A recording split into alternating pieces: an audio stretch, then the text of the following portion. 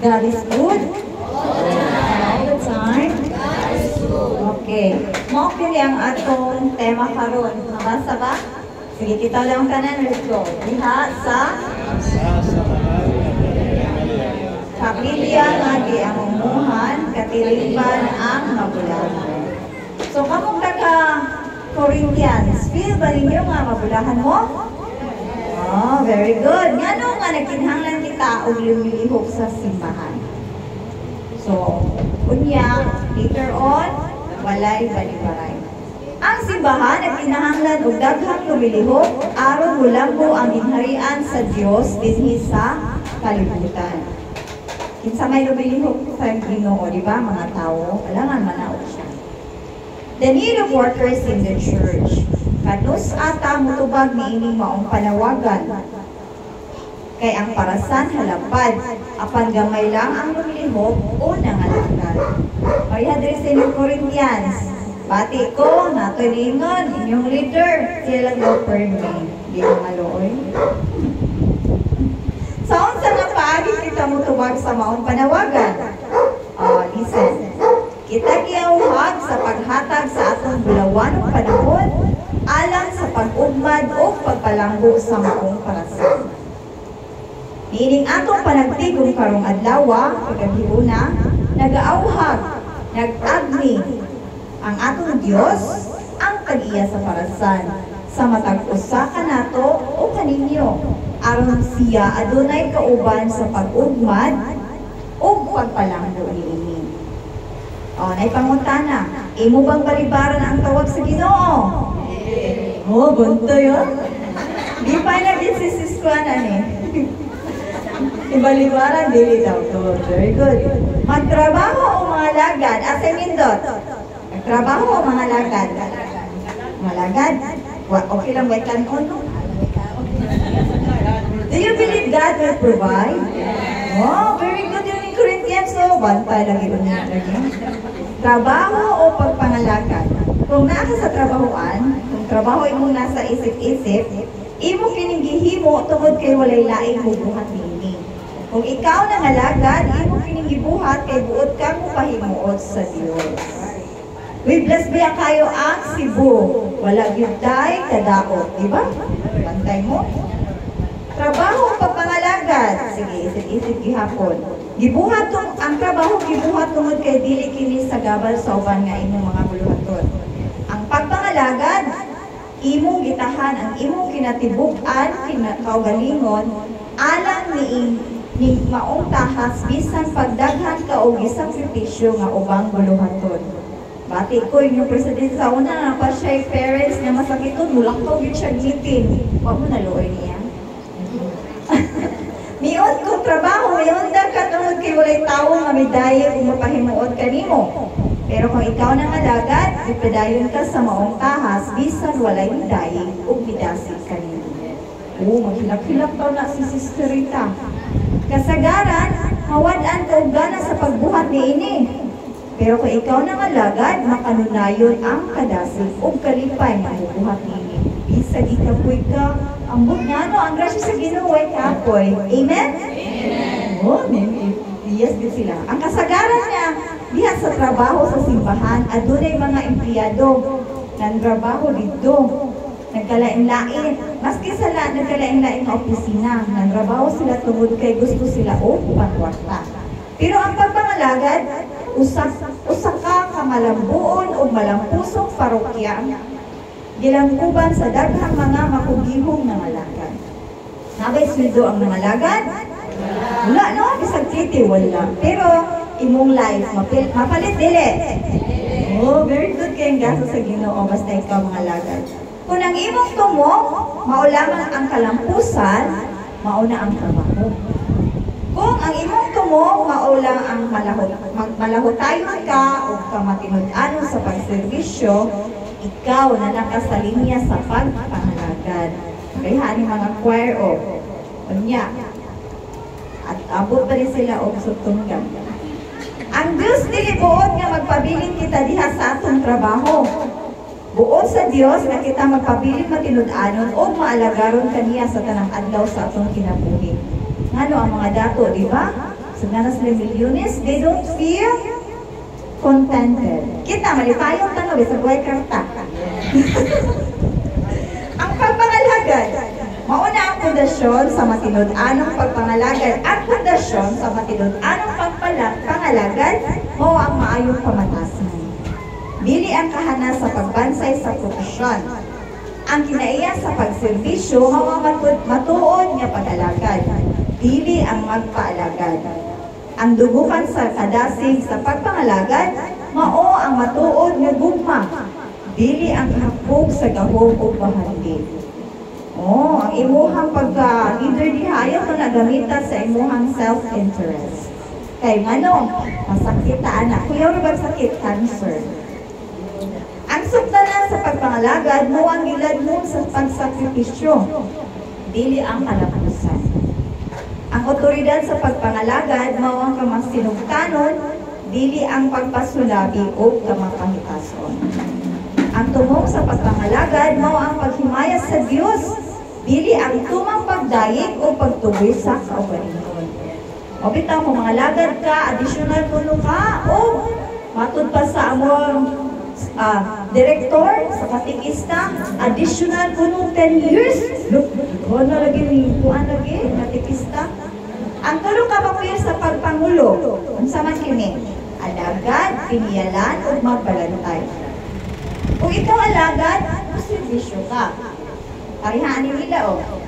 Kung ikaw piniyalan, meaning, caretaker, magbalantay sa mga gasa sa Diyos. Daghan maggasa ang Diyos. Kung saan itong gifts of the Holy Spirit, daghan siya. Ikaw piniyalan, healing power ka, i-share na siya. Magbalantay, ipanlipod sa gialagaran sa gihigugma or stewardship. Kung unsa ang hatag sa Ginoo diri sa kalibutan, dili pa sipalaan. The more you hurt the earth, the future generation will suffer. Steward man ta, we are the highest level that God made in His own image and likeness. So, tahas sa kalagad, unsa man kani? Walagad, dili mo alagaran. Muhatag, dili mo hatagan. Mutabang, dili maoy. Very good guy. Kung ikaw piniyalan, or caretaker. For example, empleyado ka. Nilakawin mo ang owner, magunsa man ka, matubo ka. Hindi, no? Para ibalik niya, tagaan ka gantin pala. Kung ikaw na, buhat sa maayo. Kung ikaw ginikanan, kita sa Ginoo nga, imong i-take care, imong anak. Mas labaw pa, magwasya ng hatag sa inyo, ha? Bitaw na daw, kung magtaho daw ta sa itong ginikanan, taas daw atong kinabuhi. Kung mag-take care ko na ta sa atong mga anak, inikatituwang na ko sila sa gamot sa inyo.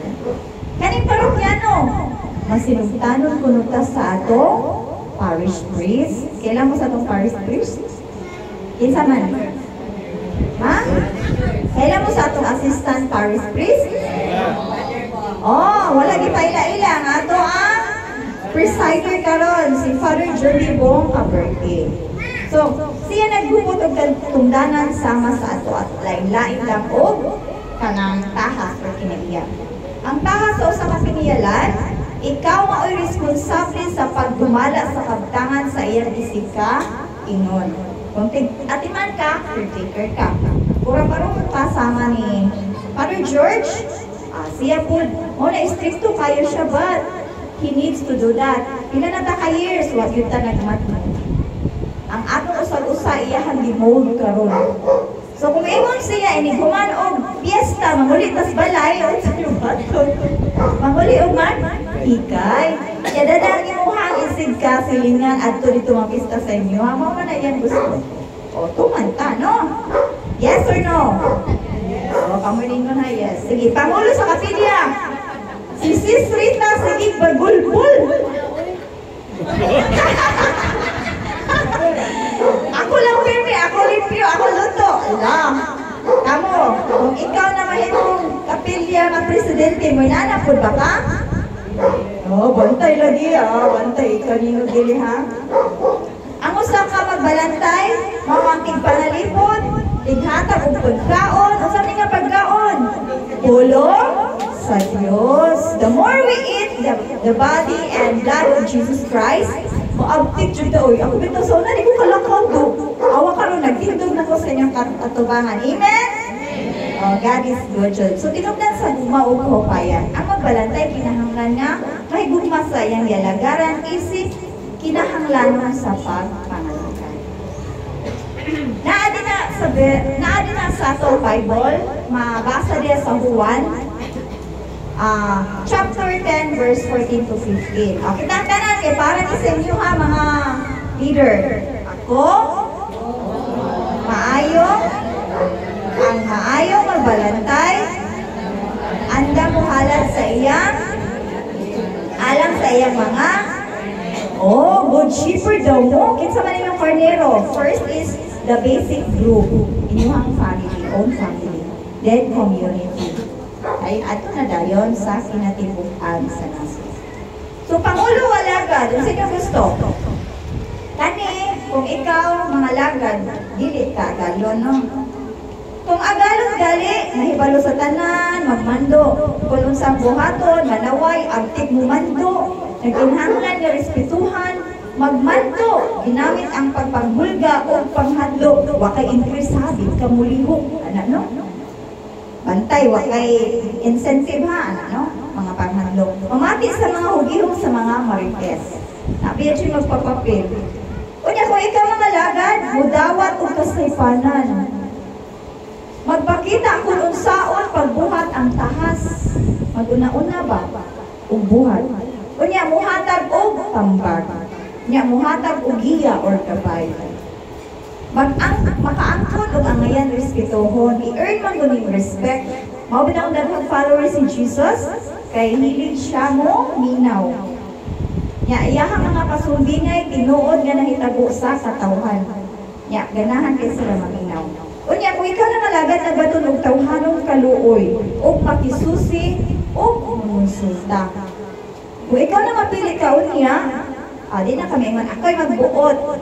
You have to get the consensus of your di sa constituents members, no? Sige. Naipanilihon si Mother Teresa of Calcutta. Favorite din ako na saint. I hope inanapod mo.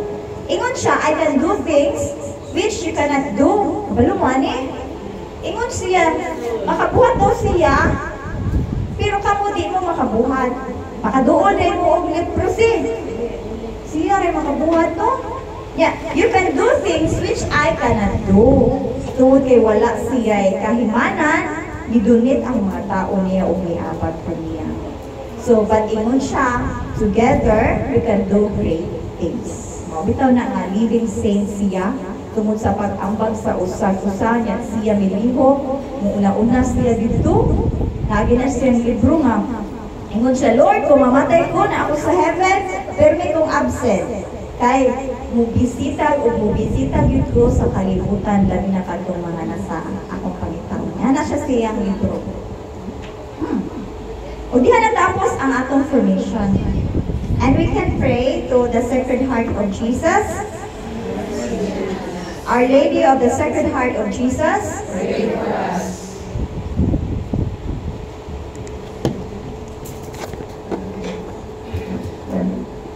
Salamat, Sister Chanda, paliyog-paliyog.